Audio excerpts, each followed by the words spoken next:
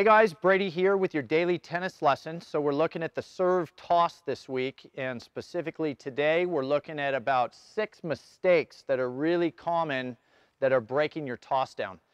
The first one is the tossing arm bending too much, and I think you guys have heard me say this many times before. That tossing arm's meant to be straight for levels of control and where the ball goes, and the second that elbow starts to bend, you guys feel the ball taking off on you. It's very tough to locate a consistent service toss if that elbow's hinging or bending a lot. So stay away from that. Work on keeping the arm straight. Second mistake is a bad release point, all right? And that means where exactly is my arm when I'm letting the ball come out of my hand. And bad release points occur too low, meaning below my chin, and bad release points occur too far above my head. So there's a fine line that we're trying to hit between about eye level and the top of your head that you guys have to start to get that ball coming out of your hand consistently to avoid those spots where the ball either takes off too far in front and we can't get it, or too high up and it goes behind us. So really start to go out and work on that release point. That's a very precise thing that you guys need practice on. The next one is an abbreviated tossing motion, and this one kind of brings a smile to my face because it's the one that probably bugs me the most, simply because it's kind of like a very unathletic way to toss the ball. And I always want you guys feeling that everything you do on the tennis court is an athletic move, a free move, nice and fluid and loose. And when I see players that come out and don't allow the tossing arm to drop and then come up nicely, we see so many ways this gets abbreviated and it just looks stiff and unathletic. The biggest culprit is this one, where the hands start out, the arm drops like maybe 6 inches and then tries to go back up. And then the other one is abbreviated on the upside, trying to get the ball to release with an abbreviated arm move.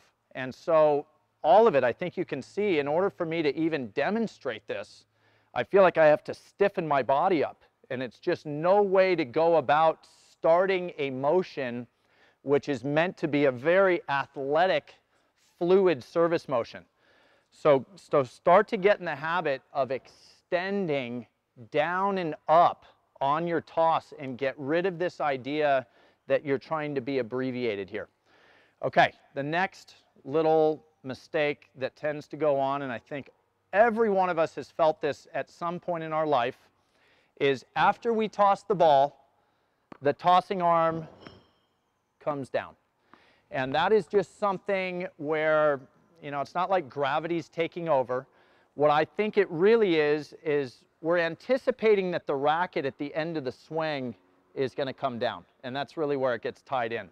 How am I going to swing at this ball up there if my shoulder line is driving into the ground? All right, so pretty simple fix there. When you guys toss a ball, even if you want to tuck that left arm down to create space to go up, you just do not drop the shoulder, and you definitely don't drop the entire arm down to the ground right after you toss the ball.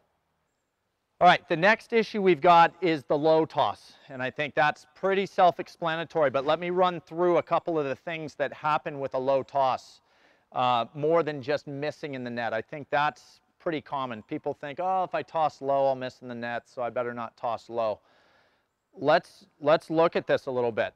If I toss low and I go to hit this ball, let's say it's a first serve, you guys, athletically, I'm going to try to find a way to still make the serve. And so all of a sudden, the arm is in a compromised position, and yet I'm trying to hit the ball hard.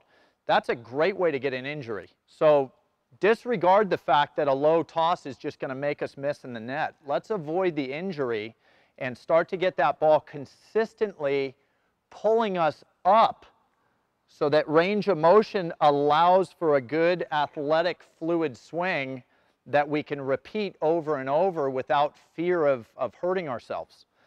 And then the final one is kind of intangible. It's just stubbornness. I think a lot of tennis players go out on the court, and if a couple tosses go up that are bad, they're either embarrassed or they feel like they're making their opponent wait too long to hit their next shot.